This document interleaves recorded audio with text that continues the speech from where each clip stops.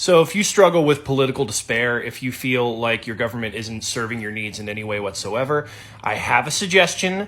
I know it sounds scary, but just hear me out. Hi, my name's Matt Hirschberger. I write about facing a bleak world with hope, curiosity, and imagination. If that sounds like your thing, give me a follow. So it might be time for you to check out The Anarchists. I know that sounds scary. In the United States especially, we have no conception of what anarchism is. I studied political science through my master's degree and never was given an actual real explanation of what the ideology was. I was just told, oh, they don't believe in anything. They want everything to burn. And that's not the case at all. I'm not saying become an anarchist. I am saying look at their ideas. And the best place to do this is a book by James C. Scott called 2 Cheers for Anarchism. Scott himself is not an actual anarchist, but he does believe that thinking like an anarchist can be really helpful sometimes because it does stuff like build up personal autonomy. It gets you working in your community without using like government or companies as like a mediator. And it gets you thinking about ways that you can sort of build a new world right here and now without having to wait for something big like, a revolution or a complete and total collapse.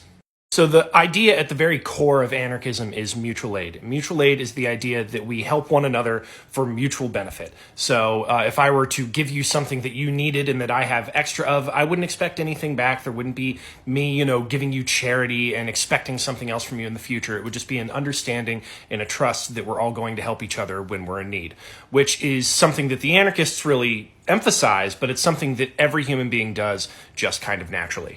If you've ever lived through a natural disaster, you will notice that mutual aid networks spring up organically. It's not necessarily done by the anarchists, although the anarchists are always very helpful in these situations. But it frequently is just people recognize, oh, my neighbor needs help, I will go help them. And if I need help, they will come help me. It's just something that people inherently understand. So you don't actually have to commit to being an anarchist to look at their ideas and kind of learn the theory around it and the way that they think about how we help one another as humans.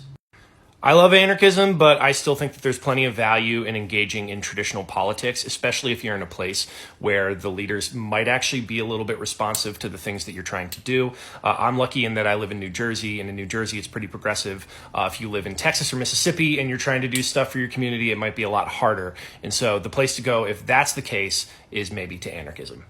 If you want to get involved in helping people out right away, 2 places that are a great spot to start are see if you've got a local Food Not Bombs chapter. Food Not Bombs offers just free food to anyone who wants it. And also go to your library. Your library is doing an enormous amount where people in your community are just kind of like coming together and like trading resources and ideas and taking care of each other. So those are great places to start. But don't be scared of the anarchists. They've got a lot of great ideas, and you don't have to be an anarchist to engage with those ideas.